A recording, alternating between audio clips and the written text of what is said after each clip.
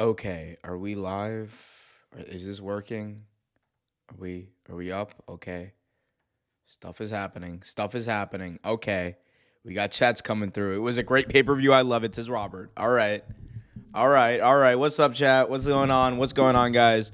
Welcome back to the most interactive wrestling show on the interweb. Welcome to Wrestling with Omer. It is, of course, April 7th, 2025. I am your host, Omer Cube. Guys, be sure to smash that thumbs up if you haven't already. Hopefully, everyone can hear me. Omer is not live. Am I not live? What do you mean I'm not live? Am I not live? I should be live. I'm talking like I'm live. Is the mic working? This is a completely new setup, guys. Like, I have a completely new operating system I'm working on, a completely new computer. So please, if I am not live, if things are not working, if you can't hear me, then let me know. I mean, I'm not live at 5, yeah, because I was setting up this new computer. But hopefully you guys have been noticing a lot of glitches. Well, hopefully not. But I mean, in case you guys have been noticing a lot of glitches lately, in case you guys have been noticing some cutting in and out. I know, bro. I know I'm live. Okay. All right, chat. All right, Ryan. Thank you, Wall Street Money, for the troll. Appreciate you. Appreciate all of you, actually. Thank you guys for coming in. Taco Kid coming in hot right now with a take that everyone kind of has. I was already kind of done watching AEW, but now I'm fully done because the fuck was that ending? Well, we'll talk about that ending. We'll talk about how it relates to some of the other stuff. I know a lot of people. We got Reality Hour. Did you go? I did indeed go. Myself and Kenneth Bombington went up there. Kenny Bomb from KTR and Kenny Bomb went up there, and it was a fun time. It was a fun time. My voice is cooked. I in case you can't tell, my voice is absolutely done, shattered, destroyed. Too many. Whose house? Swerve's house. When Okada came out, that was my breaking point. When Kazuchika Okada came out, that personally for me was when my voice just completely went away. I screamed like a 5-year-old girl when Kazuchika Okada came out. We'll talk about it, guys. Be sure to smash that thumbs up. I see a bunch of you in the chat, but only one like. Come on, let's get that up, baby. We got to talk about this pay-per-view. All right. The thing that everyone is talking about, the thing that everyone has on their mind, what the fuck happened at AEW Dynasty 2025? Well, quite a bit. I think, overall, a fantastic pay-per-view. If you were to ask me whether or not I feel like I got my money's worth from this pay-per-view, if you were to ask me whether this was worth traveling for, if you were to ask me whether I thought that the vast majority of the stuff on this show hit for me, 1,000% yes.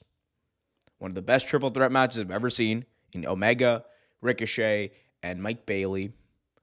One of the most full circle moments, Adam Cole winning the TNT Championship, finally, hopefully, starting his climb back to relevancy in that match that happened apparently on the 17th anniversary of him competing in professional wrestling in Philadelphia. So you had great moments like that. Tony Storm, I think, was amazing. Megan Bayne and Tony Storm beat the ever-living crap out of each other. Fantastic showing for both women there. Will Ospreay, Kevin Knight. Kevin Knight got put on the map. If you didn't know about him already, now you know. Fantastic pay-per-view overall. And if you were to ask me in that main event that I know everyone's talking about, if you were to ask me what I thought of that main event right up until that finish, I thought it was a really fun to watch main event. Was it like a 5-star classic? No. But it was really fun to watch. Had some crazy moments, fun spots. Mox was doing his like MMA killer jujitsu, death jutsu stuff. Why does that Mox sound like Seth Rollins? Anyway. But I got honey on my, drinking some honey coffee right now. Because I am tired. But so Mox was doing all that.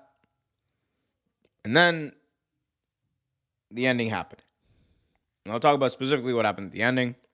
It took me out of it, for sure. Thought it was the wrong decision.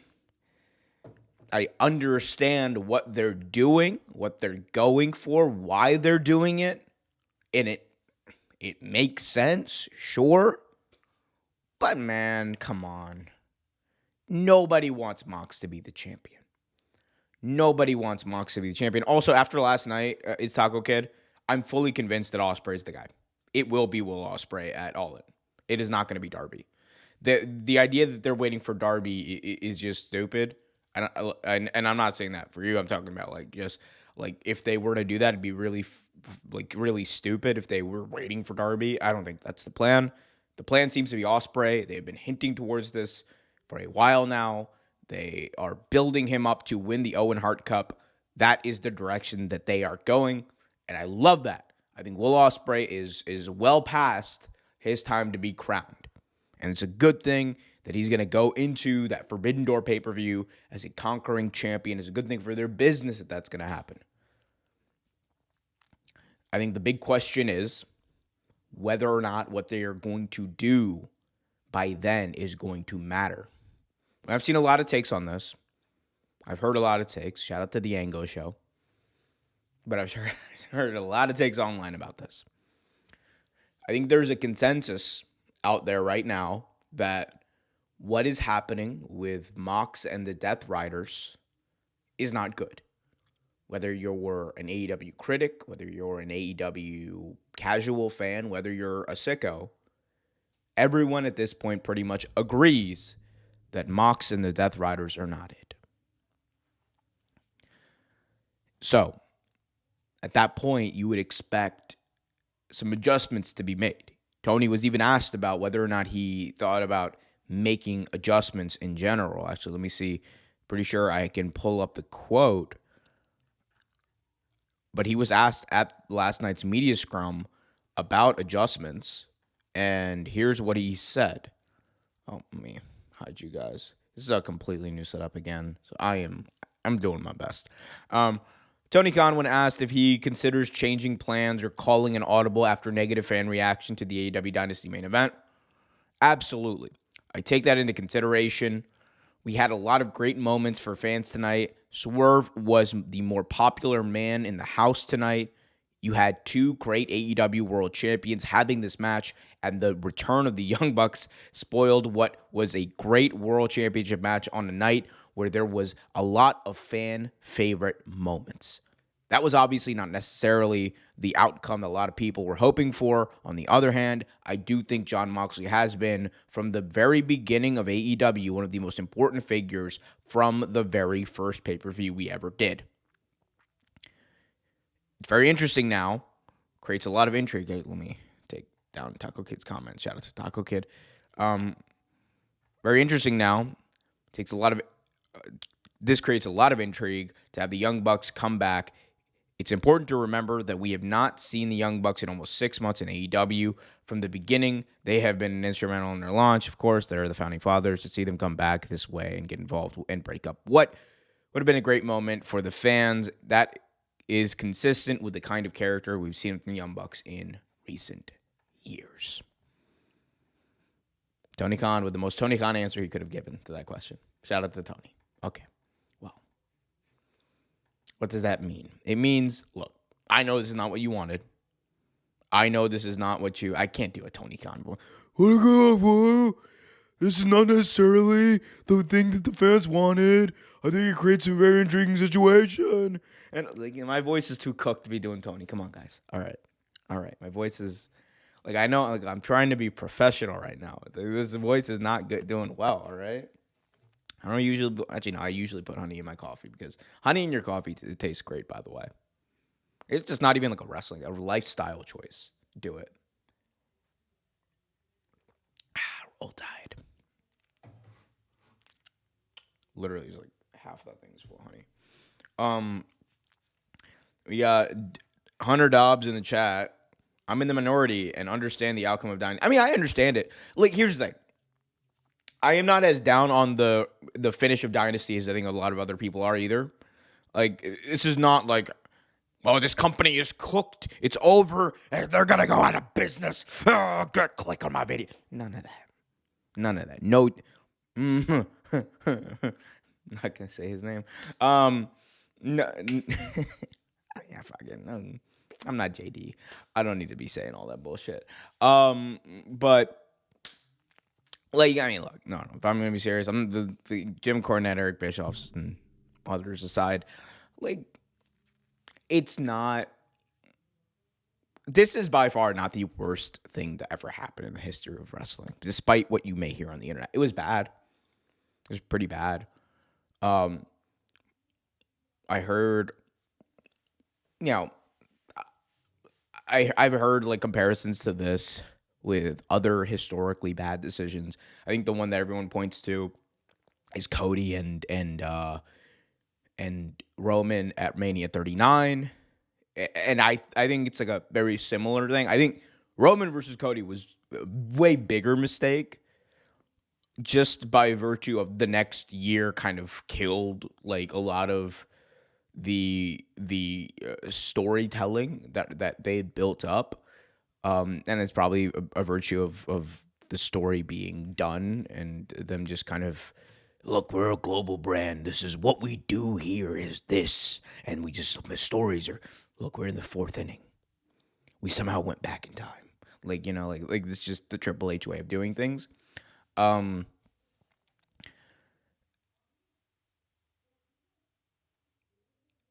What we forget though is, you know, I think it is different because here, right, we were at a bit of a turning point a couple of months ago, to be honest.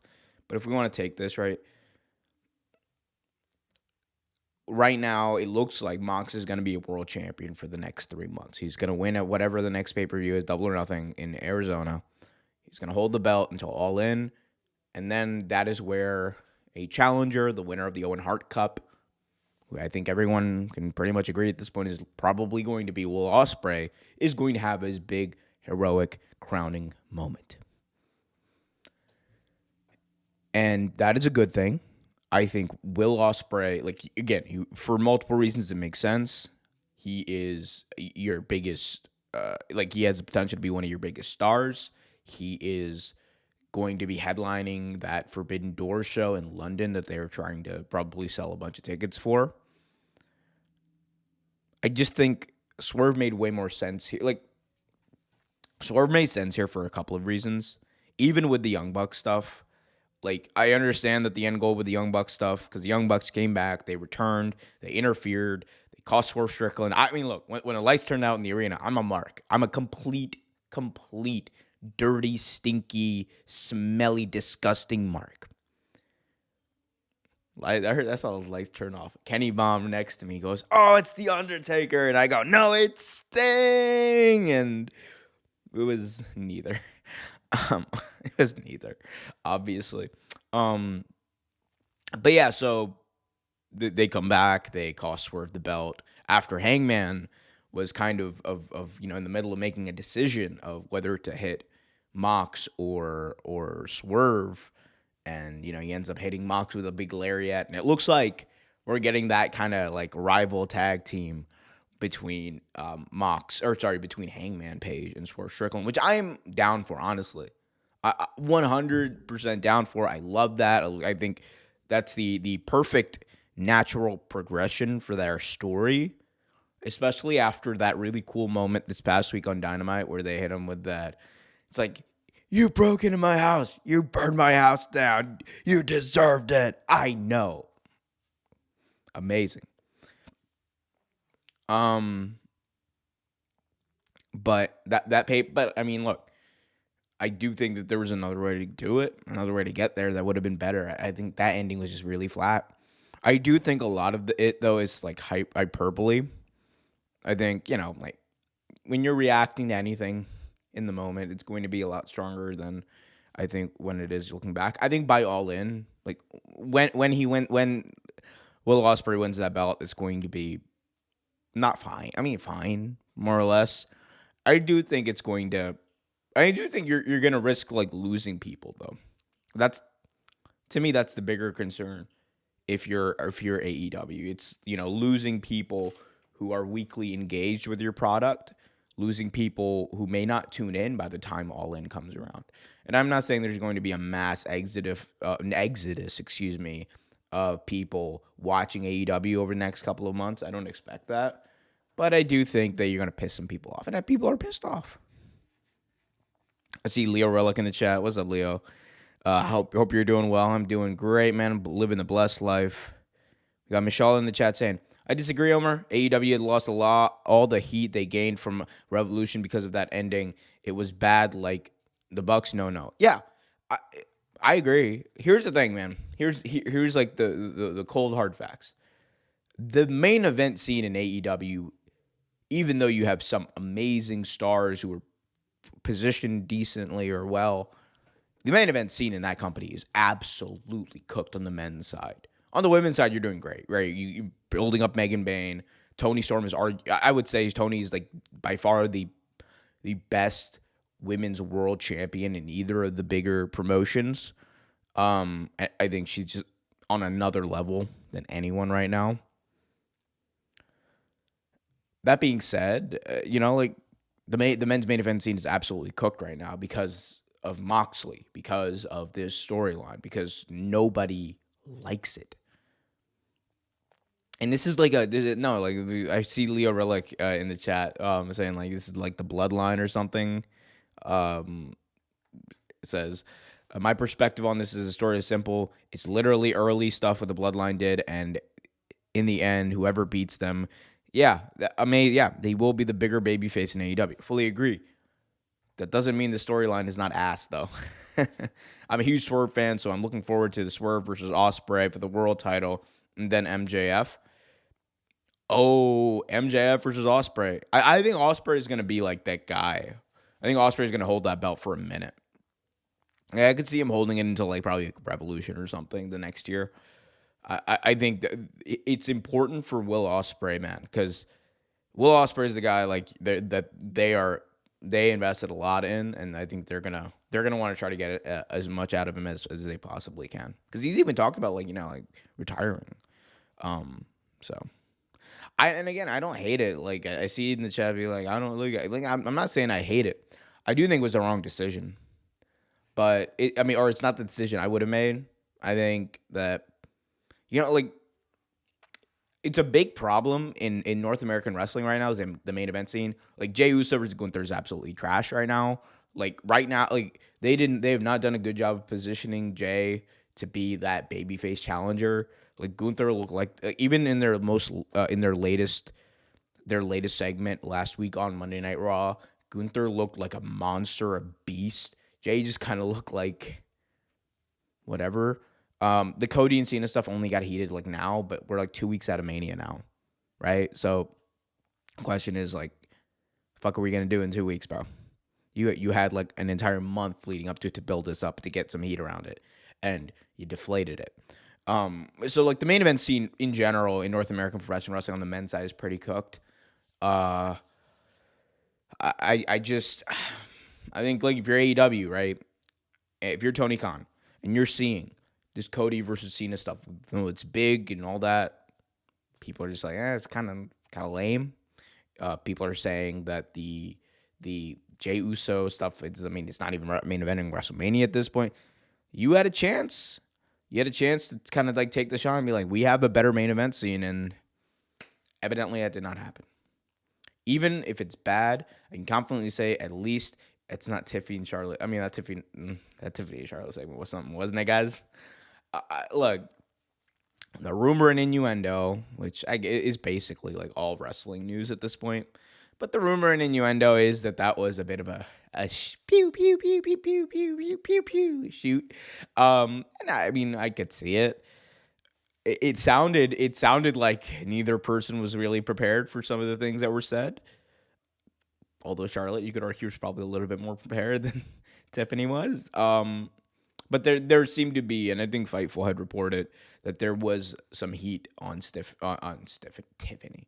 Tiffany after that match. So I would not be surprised if there was a conversation after that. Tony Khan wants a WrestleMania 40 type ending for All In, and it won't be the Mox as the champion like Roman looked like a strong heel. Mox looks like a robber running away. Yeah, no. Roman was a final fucking boss when he was the champion. Mox is a final fucking bitch right now. But that notwithstanding, like, I think that it's important to remember, right? Like, here's the thing. Okay. I'm gonna keep it 100. In fact, no, because no Conan, no fucking Disco Fever, no, none of that. But I'll keep it 200 with you guys. All right. So my view on this right now, like the more I think about it, the more I'm just kind of, all right, we're doing it. It's fine. Like this is a direction you can take. I think the people who are saying that this is like some of the worst booking they've ever seen, like as in ever, I'm like, okay, where were you last, like in 2023 for WWE?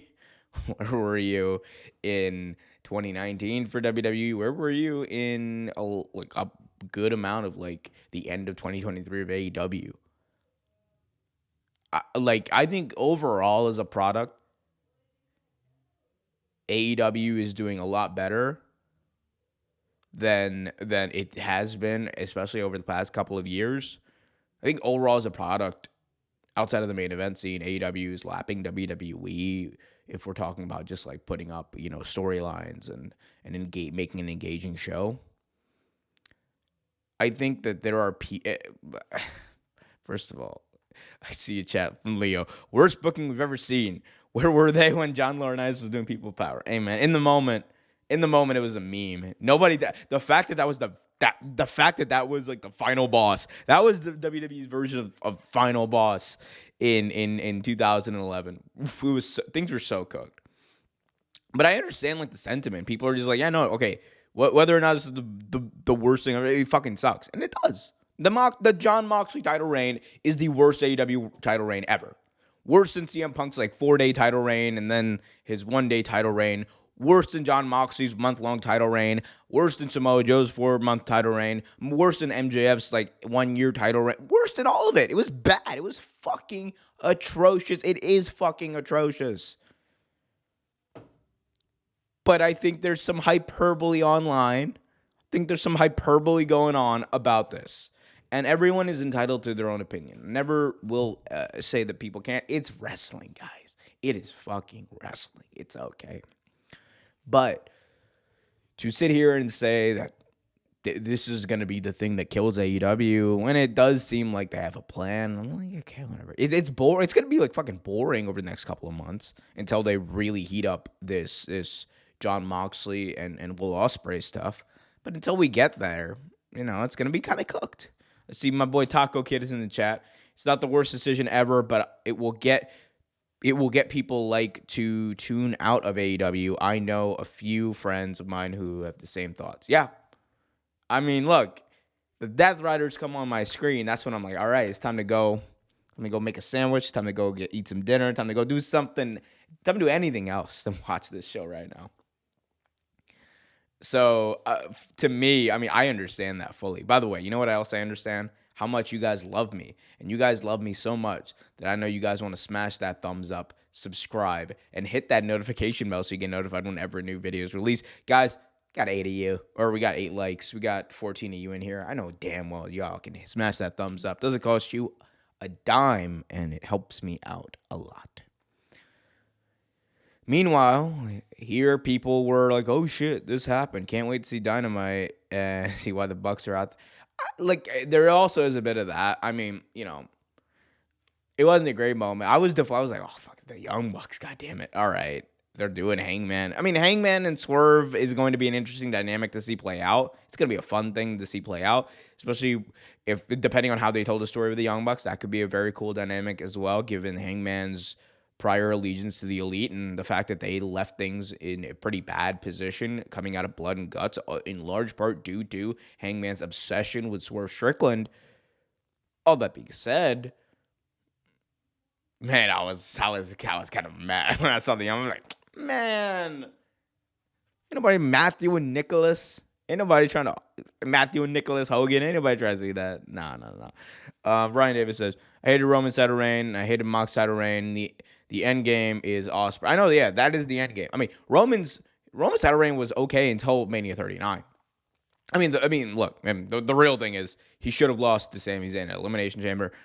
I will always die on that hill. It 100% should have happened, but that is neither here nor there. But the last year of Roman's last year as the world champion was absolutely like god awful trash.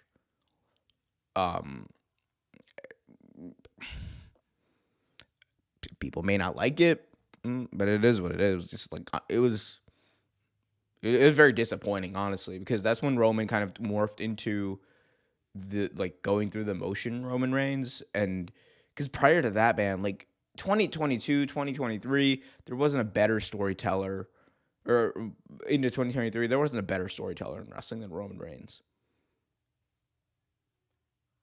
Like, he was just on a different fucking level. And to see him just kind of like devolve into show up, throw the one up, and then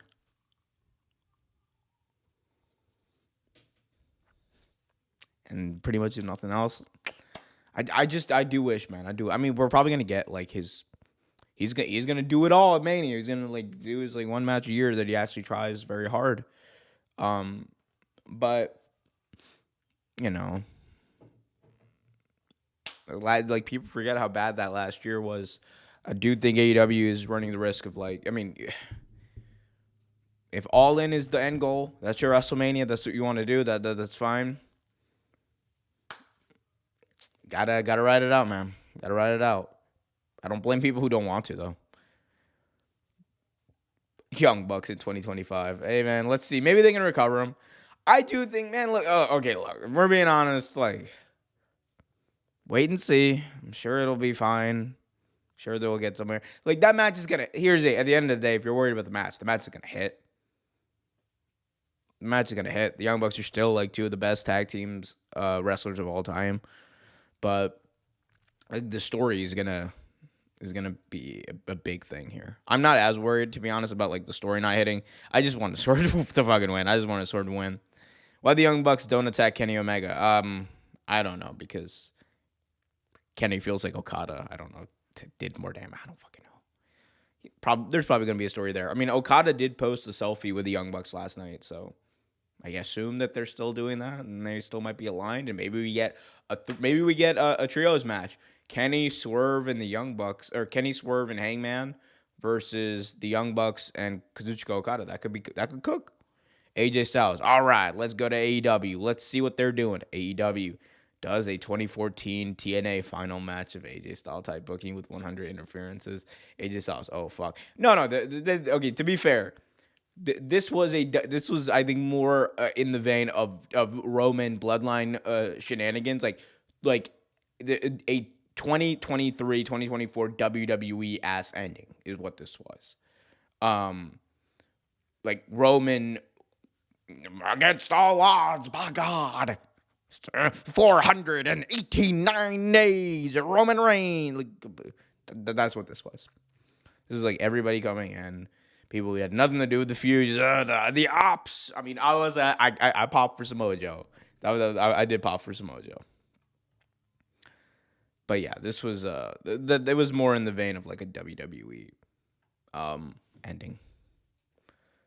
On the positive side, Nick Wayne in the Super Juniors. That is an easy dub. That dude is gonna cook, man. That dude is gonna cook. Nick Wayne, man, he's getting bigger. Dude's getting bigger, getting jacked. Again, we need to wait. We waited 4 years for Roman. We can't 9 months for Darby to win. It's not gonna be Darby. It's not gonna be Darby. I'm telling you right now. There is no way. If it is Darby, then Tony Khan. Okay, how about this? I will say this. If it is Darby, if the end goal here is Darby Allin, I will officially call for Tony Khan to step down as the president of AEW, as the booker, creative, whatever, of AEW, whatever, the creative side. I will officially call. It will not be Darby. barring like a major injury or something like that, it will be Will Ospreay. I am very, very confident in that. Like, it would be promotional malpractice if Darby Allin was the challenger at All In. And we should care. And why should I care? Swerve feuding with the Young Bucks and EVPs as bad as Death Riders. Yeah, I mean, the EVP run was way worse than the Death Riders somehow. Although the peak of the EVPs was way higher. Because that Tony Khan segment where Jack Perry blasted Tony Khan, that was great. That was great. And then they never did anything else. The Young Bucks just don't wrestle enough and think they're characters they care about. You got to make them care. You got to make people care, man. The thing I know, here's the thing, man. Wrestling, the beautiful thing about wrestling, right? And the way I try to cover it is like, after a big moment like this or after, a big point in the story like this, it's really good to talk about things negatively or positively or neutrally, however you feel. I do think, though, people kind of get in their heads a certain talking point after moments like these, both for WWE and AEW, and they gotta just stick to it, I was very adamant. Like John Cena and Cody Rhodes shit, that shit was ass. The first two segments were absolute cheeks, absolute dog shit. Like it stunk more than it stunk more than manure in a horse stable. But at the same time, last week's segment was great. Tonight, I'm sure there's going to be something. We'll see what ends up happening. But it's an evolving thing. So you can change your mind. Some things may make sense. You might care about people more. I think, sometimes you do have to let things play out. Moxley stuff I don't want to see play out, but it's the road we're going on. But it is what it is. Reality here said, Young Bucks just don't wrestle enough. Yep. I do wonder who Hangman would have taken out if he hadn't been taken out. The Hangman Swerve story nearly, 3 years now? Like 2.5. Because it really kicked off post All Out 2023. And they had their first match at Wrestle Dream 2023. Pay-per-view I was at, by the way. That is when Christian Cage, what the fuck did you ask me?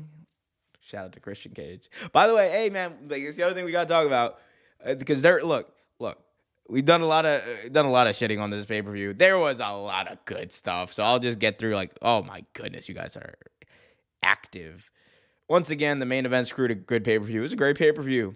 Can Darby Allin be AEW's version of Sami Zayn? I think he's like that Sami Zayn, Mick Foley kind of guy. Forbidden Doors in London also. Yep, it will be Ospreay, by the way. It will 100% be Ospreay at All In. Young Bucks were wrestling in New Japan all along, though. They were the tag champs at Wrestle Dynasty. Yeah, come on. AEW didn't even promote Wrestle Dynasty. All right, I watched it because I'm a sicko. I watched it because I'm a big New Japan fan. I watched it because Kenny Omega was returning.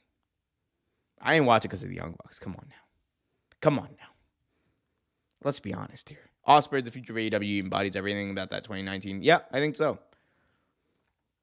All right, guys, we've done, okay, look, a lot of negative wrestling talk here. It's time to switch to the truth about the rest of this premium. AEW calls it something on Max. I think they call them global live events, the GLEs, the GLEs. And shout out to them.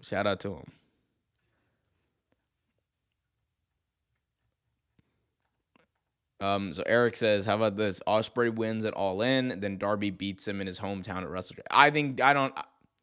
Let's pause the Darby world title run, man. We gotta put the brakes on that real quick. I'm sorry. I'm gonna let you finish, but nah.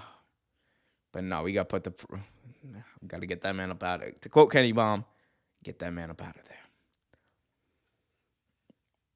While Stream Money says, I am the wild card for the Owen Hart Cup. No, my name is not Josh Alexander.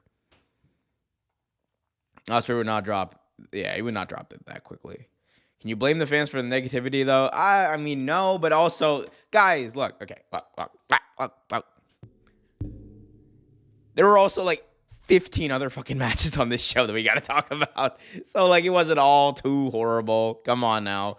Let's talk about what else was going on this show. And you guys can, I heard Swerve got screwed again.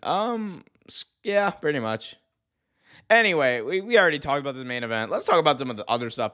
Will Ospreay, Kevin Knight. This is what we got to talk about. First round of the Owen Hart Men's Cup. Ospreay, Kevin Knight. To quote Kenny Gamam, I am sold on Kevin Knight. Kevin Knight, for those who may not know, spent some time in TNA, was in New Japan. Great guy, fantastic talent, and he proved it. 13 of the best minutes of pure adrenaline-pumping professional wrestling you will ever see this year. These two went out there and absolutely bulldozed each other. Will Ospreay does not get enough credit for what he does. And obviously Kevin Knight's great, but like Will Ospreay does not get enough credit for what he does in the ring to help other people, to help establish other acts. Last night, he proved exactly why, AEW trusts him in the position that he's in. You got Leo saying, I only watched the first 3 matches and fell asleep. I'll have to watch tonight, the main event. Certain he'll turn spoiled to me. Yeah, well, I don't want to spoil. Okay, let me not spoil. Watch this later. But let me not spoil the rest of it for you. But Will Ospreay versus Kevin Knight is a match I think everyone should go out of their way to go watch. Kevin Knight is going to be, I think, a pretty significant figure in AEW for a while to come. But I thought it was great, man. Like, great first round matchup for Ospreay. Got him, got people excited for him. They had that shot of Will Ospreay, afterwards with that all-in sign. The signs are all there. Literally and figuratively, these signs are all there. We are getting Will Ospreay at All In. Fully convinced. Up next, we had the Hurt Syndicate. They hurt people. They hurt people. They hurt people. The We Hurt People chants. Thunder is throughout. By the way, the Liacouras Center in downtown Philadelphia, very, very loud. The acoustics in that arena were insane. Like, it really reminded me of, for those of you who may have been to a wrestling show in Chicago, WWE likes to run the Rosemont Horizon, the Allstate Arena, whatever it is, in Rosemont, Illinois, right outside of Chicago. Bro. It felt like, it gave me that type of energy. Like, there were like 7,000 people there, but it sounded extremely loud. However they mic'd that place up, built that place, however they did everything, it was absolutely insane.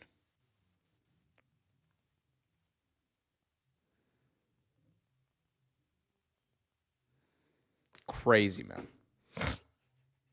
But Hurt People, the Hurt Syndicate, I should say. The Hurt People. The Hurt People would be could you imagine if the Hurt Syndicate go on I don't know, they just go on a gimmick where they're sad and there's the Hurt People. Because hurt people. Anyway. All right. Bobby Lashley, Shelton Benjamin defending the AEW World Tag Team Championships against the Learning Tree. I cannot speak like that. Big Bill and Brian Keith. Fun little match. Wasn't anything special. I think Brian Keith does not get a lot of the credit that he deserves, but look, first big pay-per-view title defense for this team, and I think they did a good job. I think everyone did a good job. As good a job as you can do with the build of this. It wasn't meant to be anything big. It was just meant to be the Hurt Syndicate defending their belts.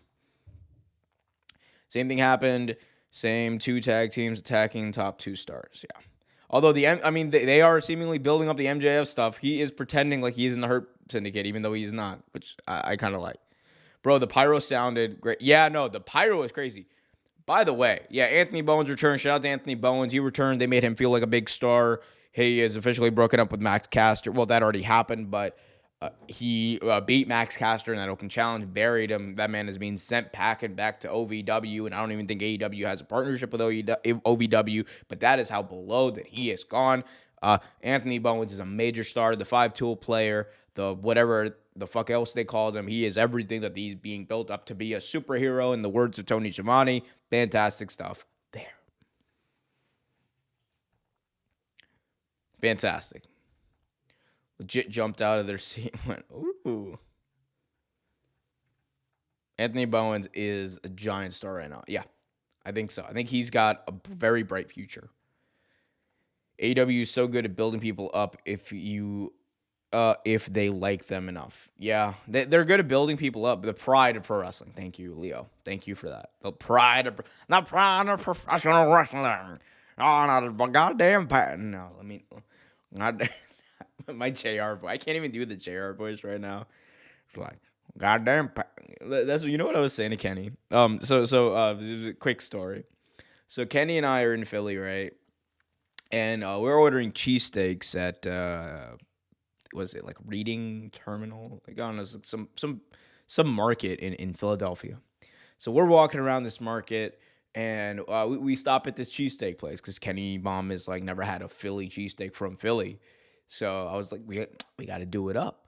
So we stop and get like a cheesesteak, and we see like this very tall like young man, and like, he's tall, he's like built well, and I just like started going to Kenny. I'm like, bro, like we got to put him on to like we got to contact someone at AEW, we got to contact someone at WWE, get this guy a tryout or something.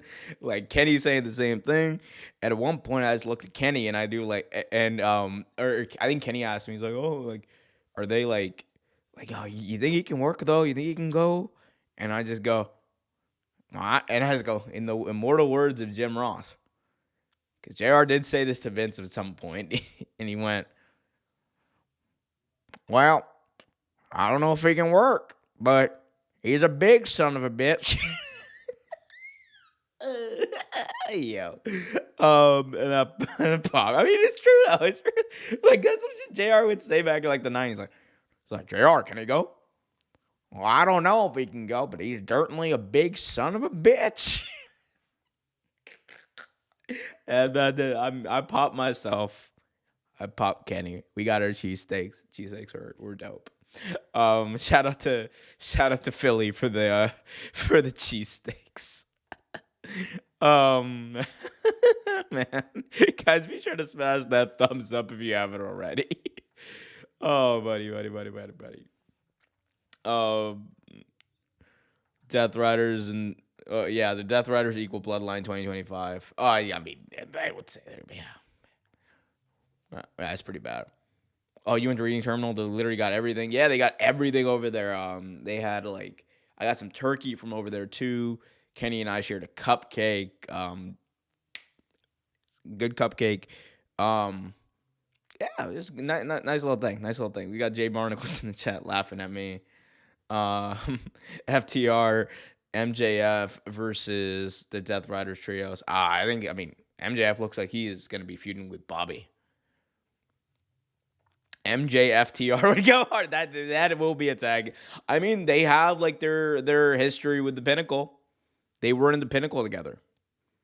So it is a bit of a natural progression, honestly, to have that. By the way, guys, be sure to smash that thumbs up, please. Death Riders are a fake version of the Bloodline of AEW. I mean, I wouldn't even. I mean, the Bloodline at least was good at one point. Like, at one point, the Bloodline was at least good. There was, like, no point. Like, the Death Riders had potential, but there was, like, no point where it was actually good. I think MJF is just lacking the one thing that would make him perfect for the Hurt Syndicate. I don't know what it is, though. I don't know what it is either, man. Someone should explain it. No, do not explain it, chat. Do not explain it. We all know what it is, all right? We all know it's because MJF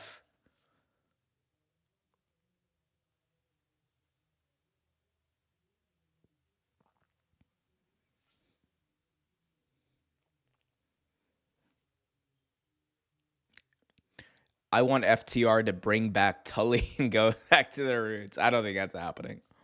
I don't think Tully Blanchard's coming back to AEW.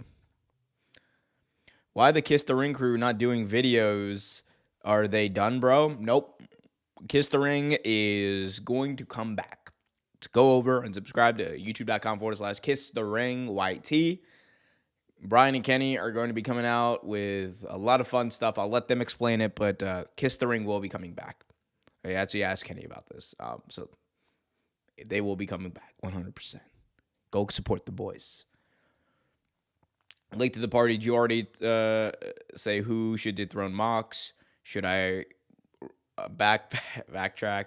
I mean, we already did talk about it. I mean, it's Ospreay. It is Ospreay. It's being built up to be Ospreay. It will be Ospreay. If it's not Ospreay, then Tony Khan should probably step down. If it's Darby, I said Tony should step down, but it's gonna be Will Ospreay. That makes the most sense. I don't want any Frank. I mean, at one point I was like, "Yo, nah, man, put a rocket ship to the moon of Will Hobbs. Have that man whoop that ass in Cincinnati and take that title. Would have been great. Would have been a great moment." Who should win the Women's Cup? I hope Thunder. Actually, let me take a look at the tournament bracket rankings. So we got the Owen Hart Cup. Let me see the tournament this year.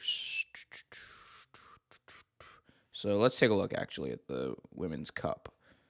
So you have Harley Cameron and Athena. You have Julia Hart. Oh, we're getting Mercedes versus Athena at the next pay-per-view. Or is it at the next pay-per-view? Is it at Dynamite? Oh, it's at Dynamite. We're getting that on Dynamite?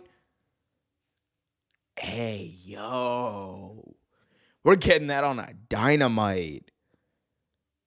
Oh, that's going to cook. Hold up. I didn't even notice this. That's going to be an insane. That's going to be a collision of epic proportions. My God. Oh, yeah, that's going to be great. It's going to be great. So we're getting Athena and Mercedes in the next round probably. You got Thunder Rosa, Chris Statlander. I would say Statlander wins that. I would hope Statlander wins that. Jamie Hayter, ooh, and Billy Starks. Oh, no. The match at All In is Jamie Hayter and Tony Storm. That right there, that's a cook. That's a main event cook right there. Let me tell you right now, Jamie Hayter, the woman who reigned as the AEW World Champion for a couple of months, had a fantastic reign. People were very excited. She was one of those like naturally born progressing stars in the company that I got over because of her own volition, because of her own talent, and it was great. It was great to see her rise. And then she wins that belt. She cooks. She's over. She's getting all these reactions. It was dope. And then she gets injured. She loses the belt to guess who? Tony Storm. Tony Storm. So, run it back. Give me Jamie Hayter, Tony Storm, the timeless one versus the Haterade. Collide at All In. Let's do it, baby. Let's do it. Remember, we all wanted Jamie Hayter versus Tony Storm at Wembley before Mariah May. I mean, look. I'm glad we got the Mariah May match because historic feud between Tony Storm and Mariah May. I'm glad we got it. But it's going to be Jamie Hayter. Give me Jamie.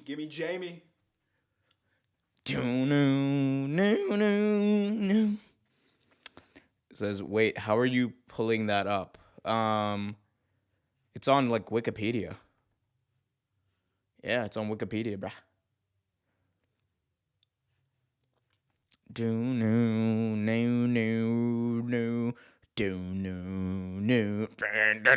Yo, Mikey Ruckus with another cook, by the way. Shout out to Mikey. Agreed on Ospreay. You know, I've yet to hear you have a bad take. Hope to see this channel continue to prosper. Appreciate you, my guy. Appreciate you, Jay Barnacles. Jay Barnacles is, you know what's funny about you, Jay? I feel like you're in, like, all of the chats of all of the channels I watch, too. Like Fightful, like, Angle, a lot of those shows. So, like, shout out to you, man. You're a beast when it comes to consuming wrestling content. That's a good thing, man. It's a good thing. Never let anybody tell any of you sons of bitches that watching wrestling is a bad thing. Getting parasocial, yes, but watching wrestling is a good thing. Let's move on from Mox. Your thoughts on Swerve, Booker T. I'm sorry, Omer. I'm done with Mox. We'll get back to the negative later. Let me run through the card real quick, guys.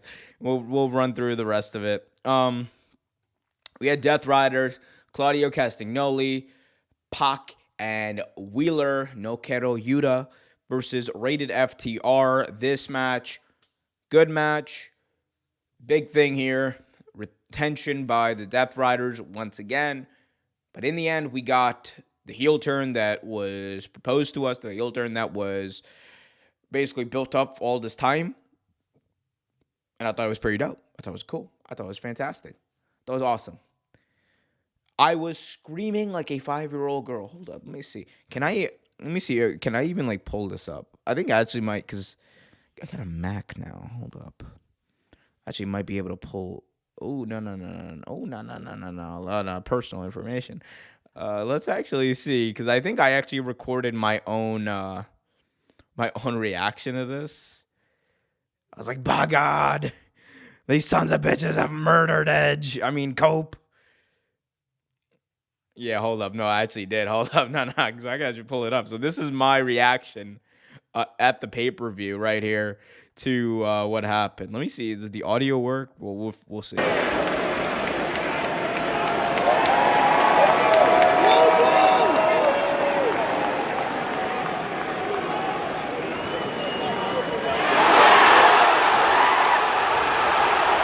By God, Dax Harwood, you no good son of a bitch. By God, Dax Harwood, you no good, dirty, rotten son of a bitch. No! By God, Dax, no! You got a family, Dax! I remember I did pull out the JR. I was pulling, that's probably why my voice is so cooked. I was pulling out the JR voice for every big spot. I was like, my God. I was like, my God, no. That man's got... At one point, I started going like, my God, no. That man's got a family. That man's got a family, damn it.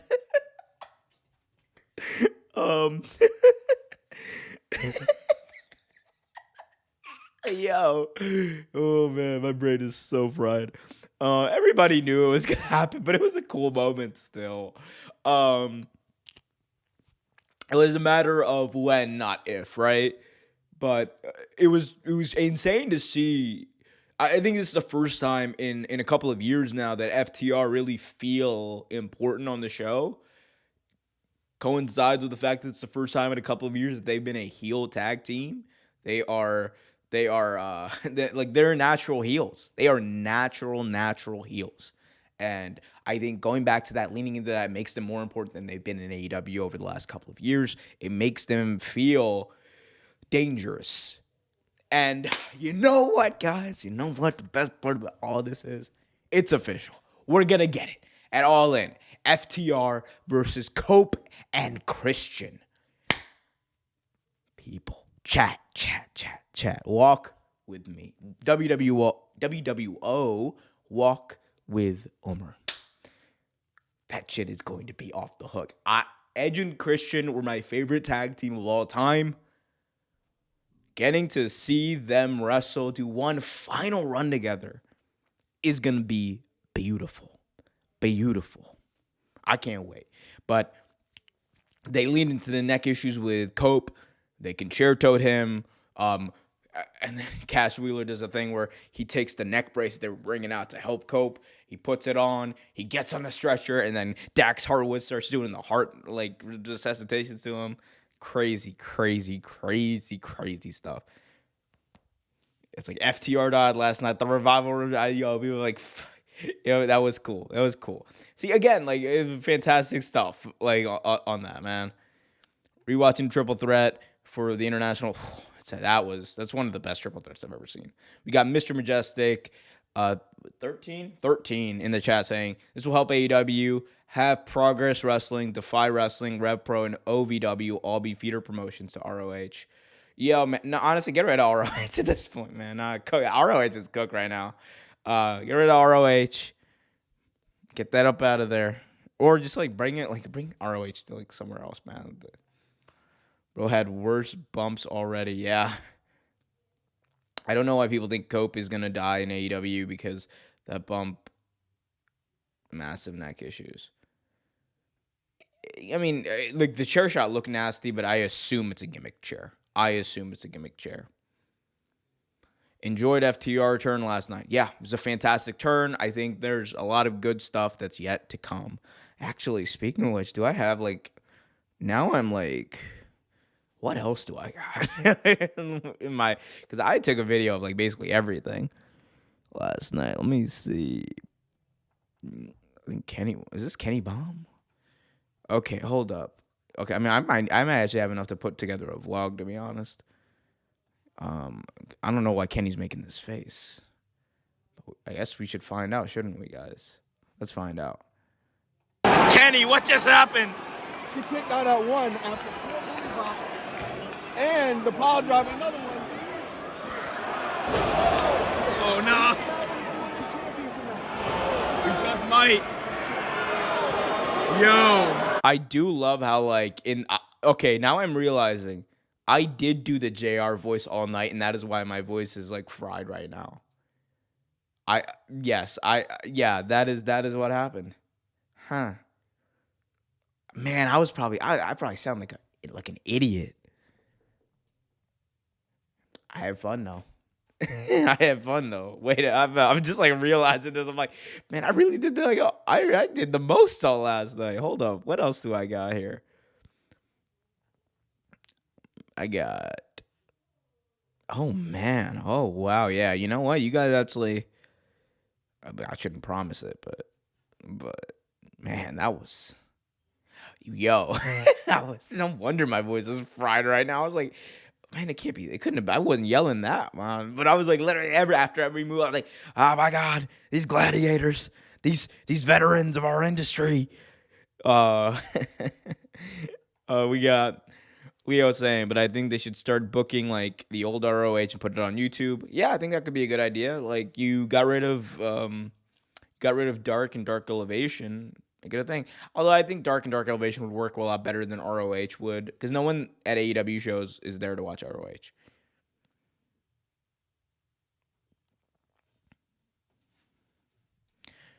Anyway, that was a great thing.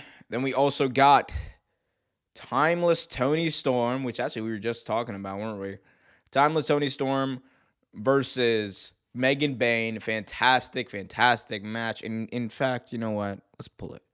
Well, we're going to pull it right back up because it was actually important.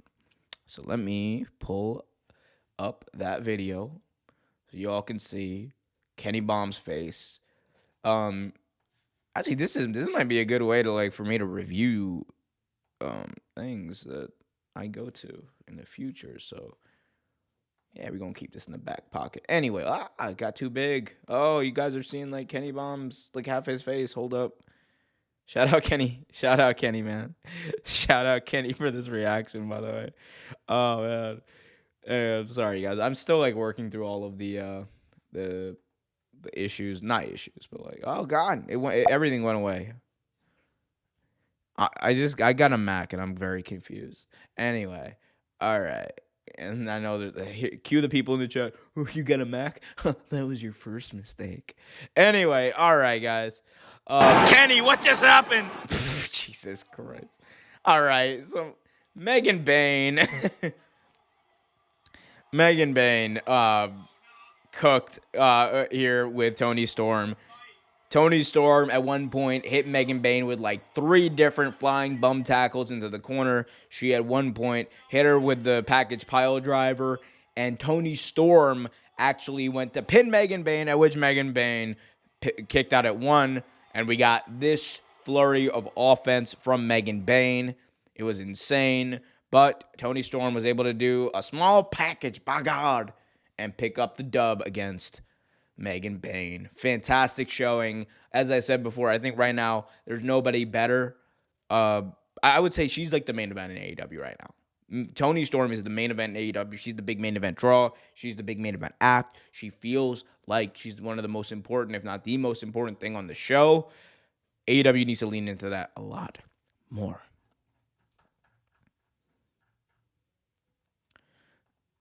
we got a chat here saying, I think the YFTRY sign attributes to Dak Harwood botching constantly as opposed to the heel. Hey, man. Nah, shout out to Dax. Let's not. Shout out to Dax, all right? Shout out to Dax. Let's not cook my boy. By the way, we also had first round of the women's Owen Hart Cup.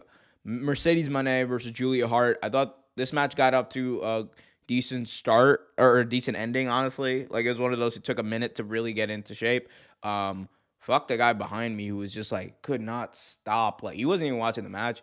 He was like, oh no, Donald, you could look at this bull, you Mercedes, and oh my God, she's not a good wrestler. Blah, blah, blah. Remember when she was Sasha Banks in WWE? Fucking hey, mate, like just. Yeah, I mean, I'm never like you paid the money to go see it. That's your prerogative. I'm not gonna get involved. But man, he was an annoying jackass. Because it was going beyond just like the whole like I don't enjoy the wrestling. It was like got too personal. He said some things about her personal life. I was like, bro, shut the fuck up. Just like stop being a jack. Like go to concessions. Although AEW didn't do themselves any favor there because they only had one merch stand. The merch was ass.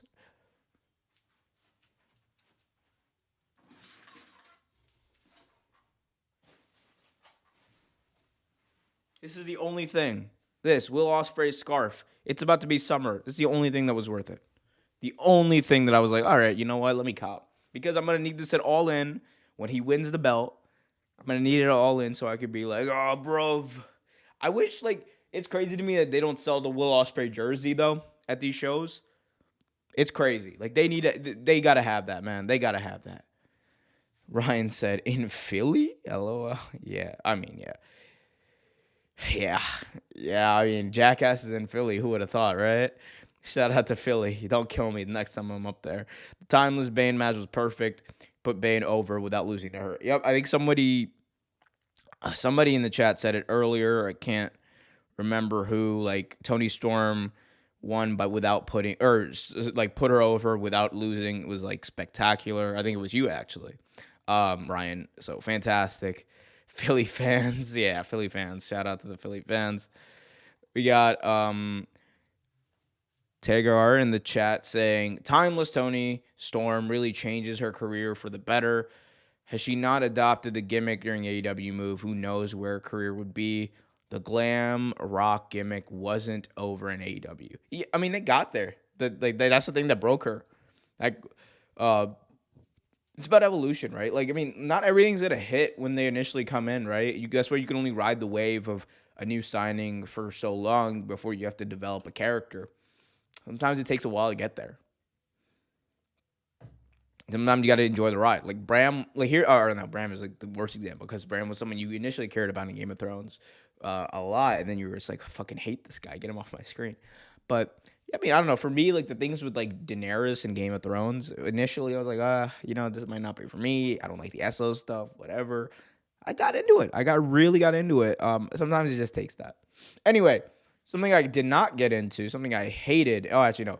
Shout out to Kyle Fletcher. I'm not going to spend too much time on this. Kyle Fletcher, Mark Briscoe, good match. I was doing Mark Briscoe impersonations at that point in the night. I don't think I have a video of that. But I was looking at Kenny Baum. I was like, looking at Kenny Baum. I was like, look, Kyle Fletcher, you got that you in your bald ass head. I got to get an ass whooping tonight.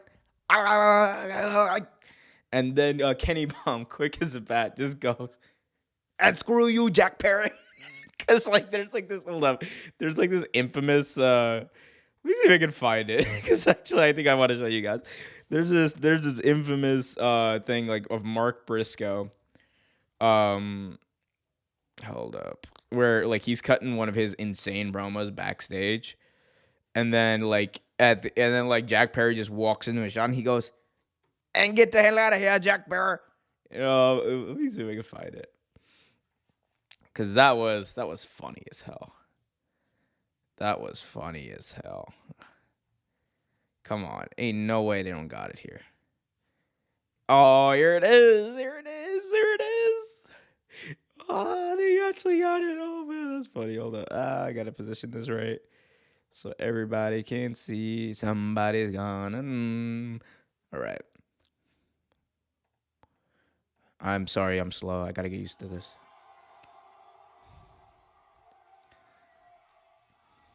Oh wait, hold up. You guys can't hear. I turned it down. Yeah, sorry. Like, watch this. Look at this. Get your ass out of here, Jack Perry. Ah! Yo, shout out Mark Briscoe, bro. Shout out Mark Briscoe, man. I will never hate this man. This man Mark Briscoe is hilarious, bro. Put the world title on him. Tony, do it. Put the world title on him. Let's do it. Ain't nobody want no Mox. I don't need no Osprey. Give me Mark Briscoe. Could you imagine him coming out cutting these? I'm not AEW World Champion. I forgot the belt. It was in my chicken farm. And look at Jack Perry. Like, just starts cutting promos on Jack Perry. It'd be great, man. Mark Briscoe's amazing, man. Great to see him. Like, in my view, I think he's in a very, very, very good position in AEW right now. And you know, it's just dope to see him. It's just dope to see him, and like, he's achieving. I think he's like, at this point, he's wrestling for both him and his brother, and I think he's achieving a lot of you know, be it the tragedy was robbed of them. So shout out that. But yeah, I mean, Mark Briscoe, could you imagine? I mean, the meltdown on the internet of Mark Briscoe in the AEW World Championship. Be like, bro, AEW is cooked, bro. And then Eric Bischoff would come out and be like, well, look, I never booked any bullshit like this. proceeds to ignore all of like 1998 to 99 WCW. Jim Cornette, yeah, well, goddamn. Let me tell you the first problem here. Tony Khan is a goddamn mark. That'll be it, man. That's the rest. Anyway, shout out to them. A match that absolutely sucked, though. Bandito versus Chris Jericho. I'm not even gonna lie. Shout out Bandito. Bandito's great. The result was the right result. I was not watching this match. Shout out to the merch people, because I went. Second I heard Jericho's music, I was like, dun, dun, dun, dun, dun, time to leave my seat. Dun, dun. So shout out to the merch people. Spent my time with the merch people. Got myself some ice cream. Shout out to the two women working over at the Culture City table as well, explaining that whole thing. By the way, guys, if you guys are ever at an AEW show and you are bringing, like, you know, small children or other people who have, like, you know, light sensitivity, hearing sensitivity, Culture City, they have a table set up every single show, and you can, you know, get, like, you know, earmuffs and like some sensory stuff. It's really dope. Anyway, Bandito, Jericho. Chris Jericho plays into his heel gimmick, uses Floyd the Bat, and initially wins, after which Aubrey Edwards, who was not the official referee, comes in and tells Bryce Remsburg to restart the match. He also had Bandito's family come out and be like, oh no, he used the bat. And then the match was then restarted, at which point Bandito quickly won the match and the ROH World Championship. Right result, correct result, only result they could have done here. Did not need to be 18-15. Chris Jericho did not need to be protected like this. Restarting the match was a dumb decision. A very dumb decision. A very dumb booking decision. A very dumb entertaining decision. A very dumb decision all around. He made everybody involved look stupid. Because at that point, why don't you do this every single time there's a dirty finish to a wrestling match? And if you're telling me, okay, it's just the ROH World Championship, don't read too much into it, that's fine. Okay, it's the ROH World Championship. But don't expect me to give a shit about the ROH World Championship if that's the case. You know? That's fine. We can go down that road. We can talk about it like that. But don't expect me to care, man. Do not expect me to give a rat's ass. Somebody's gonna... Yo, that hurt people. I heard a rumor Chris Jericho's thinking about going back to WWE. I don't know if it's true. I could see it happening. His contract is up at the end of the year. He will have a decision to make at some point. I'm sure that I'm sure that Tony will offer him something that will make him question whether or not he wants to return. But I also think returning to WWE for the character of Jericho could be good. Or he's just doing something here for this learning tree. Everyone's over learning tree. Come on. Anyway, all right. I know Monday Night Raw is coming on in a little bit. I'm hungry. I haven't eaten today, so we got to go through the rest of this. Adam Cole versus Daniel Garcia. I talked about this earlier. Great to see Adam Cole finally kind of back a little bit. I think he, because of the injuries and some of the storylines he's been involved in, lost a lot of the luster, lost a lot of the aura that he once had. This match we did a good job of, I think, kind of trying to recapture it. And I think eventually, if they continue down this route, they will. It's going to take time. It's going to take effort. It's going to take a lot of good storytelling. But I think eventually AEW and Adam Cole will be in a good place. This was a good first sign in that direction, in my view. Next, we got to talk about this triple threat match. Fantastic. One of the best triple threat matches I've ever seen. Speedball Mike Bailey, Kenny Omega, and Ricochet. I genuinely, like, as much as, we shat on the whole Swerve thing, as much as we shat on the whole Moxley thing, this is an easy match of the night for me. Easy match of the night. Easy, go watch it, man. I don't even know what can I say about it. Go watch this match. Do yourself a favor. Go watch this match. This match is amazing. This match made, if you only tuned in for this match and you ordered that pay-per-view, you got your money's worth, in my view. You got your money's worth. Like, Kenny Omega last night proved precisely why he is the best bout machine. Because he got in there with Speedball Mike Bailey. Speedball Mike Bailey proved, why he's, this young, up-and-coming star in the North American wrestling scene. And Ricochet, you know what? This was, who shined the most? As great as all three were in the ring, Ricochet shined the most because he was the glue of this match.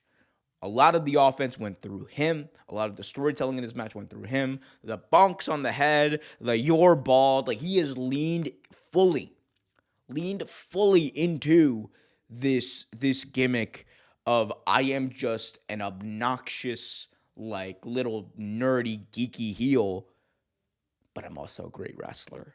And I'm bald. The fans, here's the thing.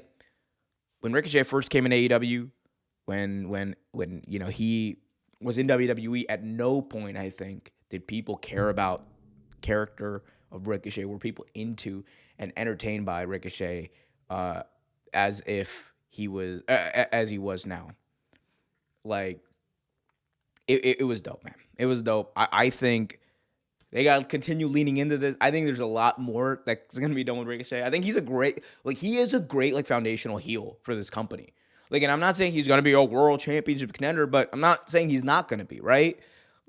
Just continue to lean into this. Continue to lean into the ball.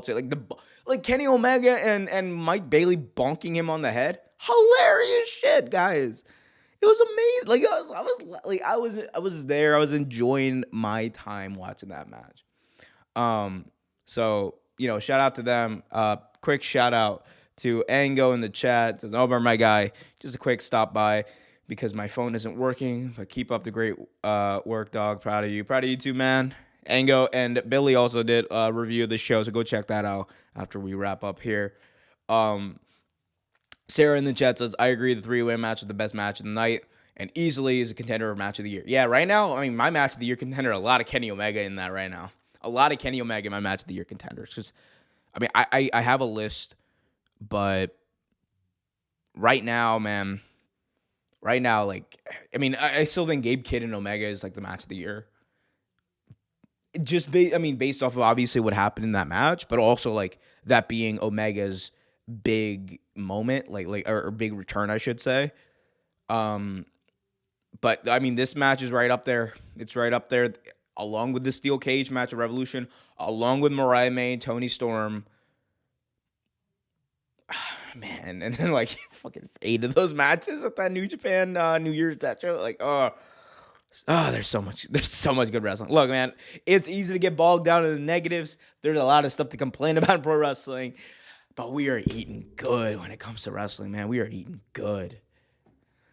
Yeah, Wall Street Money saying, to be honest, that triple threat with Ricochet did most of the heavy lifting. And, I mean, that's kind of what it was there for. Shout out to Ango as well. Omer is making us forget the last stream he said he loved. All right, man. All right, look. Omer Ango just popped in, say hello, crossing the streams. Yeah, we crossing the look.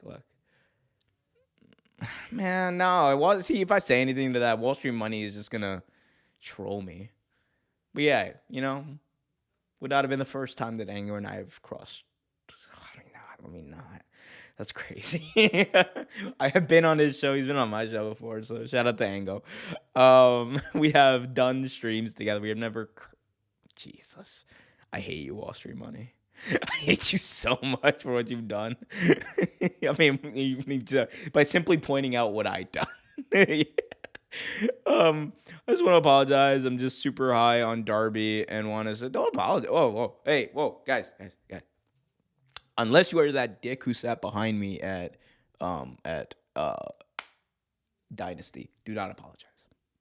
No need to apologize. It's number one, it's a pro wrestling opinion. Pro wrestling is a fun thing that we talk about. We're here to talk about it. Let's talk about it, guys. It's okay. So Eric, don't feel bad. Don't apologize. It's good to be high on Darby Allin, man. Darby Allin's a great fucking wrestler. Darby Allin was involved in one of the matches of the year last year in Sting last match, and I wouldn't be opposed. Like, that's the other thing. Maybe I came across as like too harsh, but like I'm not opposed to Darby being like a champion soon.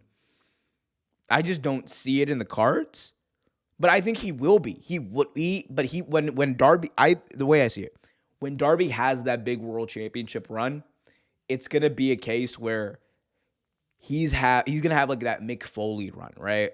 Where it's holds the belt for like maybe a couple of months, but that one reign, that moment means everything because like the boyhood dream has come true.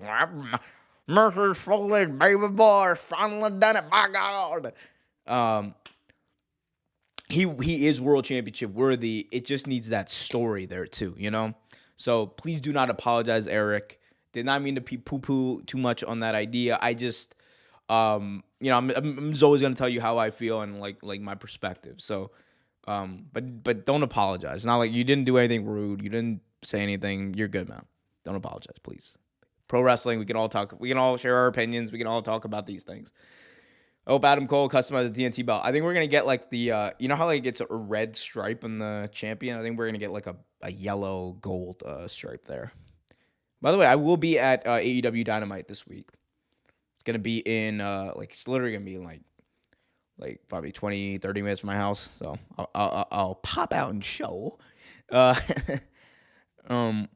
You're not against it, just not yet. It's just not yet. Yeah, exactly. Ricochet heel turn is good. I never thought I would say that. Exactly. You met Keto, even Keto. Shout out to Keto Valentine. Was in our group chat. He's like, no, man. He was clear with us. He's like, Ricochet is cooked. It's over. He's not good, man. And now he's just like, yeah, no, man. What can I say? Yeah, Ricochet's good now. Yeah, Ricochet, I think, is having a bit of a resurgence right now. And it's good. I think this is by far one of the most important things he's ever done. And definitely in the last couple of years.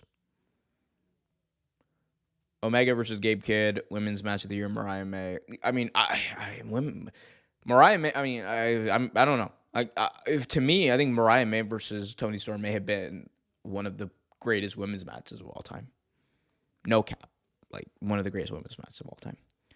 When Darby Allin wins the title, it's going to be a climb up a volcano in Indonesia and pose at the top. That'd be dope.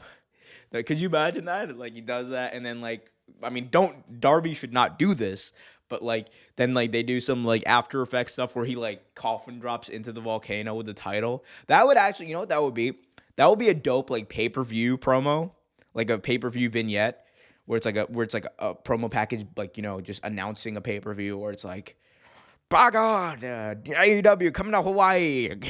Darby jumping into the volcano. My God. Logan James in the chat says, Kenny Omega, Mike Bailey, and Ricochet. Best match: Roman Reigns and Seth Rollins and CM Punk at WrestleMania. Better. Well, we'll see. We'll see. I expect a lot out of that match. What happened with Jack's custom title belt? I mean, he lost, so it went away. So how about this for Swerve's entrance? Oh, so how about Swerve's entrance? Oh, yeah, no, the Static Shock. Yo, man, I was like, bro, I was sitting there, I was like, superhero, Static Shock. I was going crazy, man. When I saw those bolts, I was like, it's Static Shock. That popped me. That was a dope entrance. Do you agree that Ospreay and the Ops could save AEW from the death ride? I mean, I think they're building it up. I think the Ops are obviously the next AEW Trios champion challengers.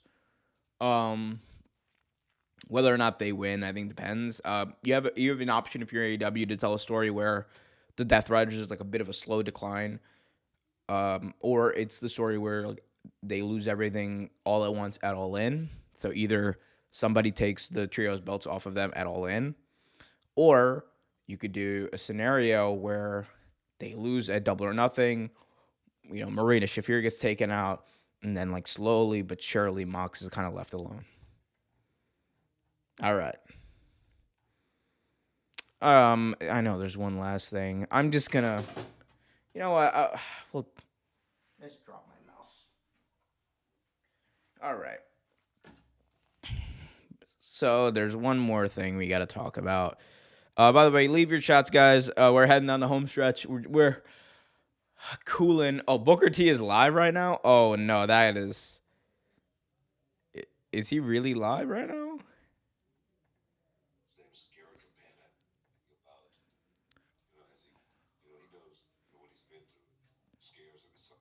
Wait, Booker T is live right now. Oh, no. Well, I guess it's as good as time as any to talk about the Booker T Swerve Strickland beef. This is taking a whole nother. I mean, do I even need to play the video at this point? I mean, we can. All right, so I mean, here it is, the Mark It Down podcast. So Booker T. So Booker T and Swerve have again taken some shots lately. DJ Vlad somehow. I don't know how DJ Vlad got in this. I'm not gonna speak on that. I'm not a huge fan of DJ Vlad by any means. This ain't my business. This ain't my fight. But Swerve did kind of crash out. So let's take a listen to what Swerve said to end every single arena, every stadium, whether it's the United States or if it's in London. This is, by the way, after the show, when the show ended, so people had already cleared out. Myself, I had already cleared out, so I did not hear this until I got back to my hotel. In front of 50,000, 80,000, I don't care if it's 200. I always want to hear y'all chant, whose house? Whose house? Whose house? Thank y'all for being here. Thank y'all for the merchandise. Get home safely. And one last thing. Just for my amusement, fuck Booker T. Just for my amusement, fuck Booker T is what Swerve said. Obviously, this was, look, I'm not going to speak too much on this. I'm going to let the conversations happen. I'm going to let other people handle this. But on the messy end of things, was this messy? Oh, yeah, it was messy. It was messy. But hey, man, Swerve got an opinion. He's entitled to it. And I see, my thinking was, I was like, didn't Booker and Swerve like hammer this out? I mean, maybe I was wrong. Maybe Twitter is lying to me. But oh man. Nasty work by everybody involved. But somehow, especially DJ Vlad. I don't know how DJ Vlad got. I don't know how that happened. It was insane. I mean, obviously, I know how it happened. Swerve did an interview. Darby is like, I don't know if you watch MMA, but he's kind of like Cowboy Karate, both insane, talented, and the problem is that there are dangerous hobbies outside of the sport. Yeah, I mean, like Darby's Darby. Darby's Darby. We'll let Trevor. I mean, I'll ask Trevor tomorrow and see what he says. Booker T has issues with a lot of talent. Yep.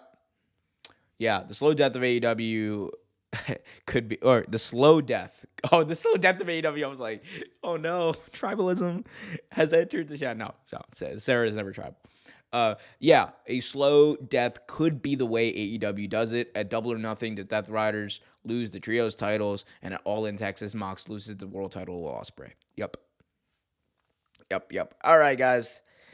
It's been a fun show. Been with you for nearly an hour and a half, and I am cooked. My voice is cooked. I am hungry. I am tired, and I work with fucking children.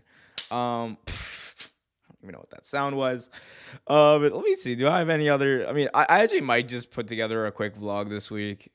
I'm not gonna promise anything because you guys know how I am about promising vlogs. I don't want to promise anything that I can't deliver. But look, is there anything I can leave you with?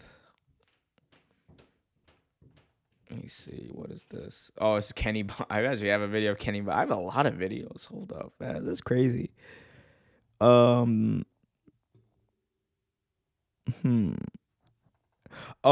actually, no. Kenny got a video of me trying to. This is me crashing out when Mox won. Hold up. This might actually be funny. Nah, Kenny. I can't believe, man. It's the breakdown. Kenny, I gotta go save AEW. Whoa, big on. Whoa, wait. I was like, I gotta go save AEW. I was about to run over. Big on. Wait. Go get him. Go. Just go help. Go. Yo, I know it's a joke, but I felt it, man. I felt it, man. I really felt it. We got Tiger in the chat saying, if people know the lyrics to Metalingus, they should learn it. Oh, they should learn the lyrics to Elevated for sure. Big Pressure, I mean, people, I don't know. Some people probably shouldn't be rapping. But Elevated for sure. I sing it. That's part of the reason my voice was cooked from the beginning, but this frame is killing me, by the way, guys. Look at this. This is me. This is literally me at the show trying to go save AEW. Nah, Kenny. I can't believe, man. It's the breakdown. Kenny, I gotta go save AEW. Whoa, big on. Whoa, wait. Wait, big on. Wait. Go get him. Go. Just go help. Go. I'm a goofball. So is Kenny. Shout out to Kenny Bomb. Nobody I would rather attend a wrestling show with. My boy for life, Kenneth Momington. Go subscribe to his channel. Congratulations, Kenny, by the way, on hitting 50,000 subs on YouTube. You are the man. You are the podfather.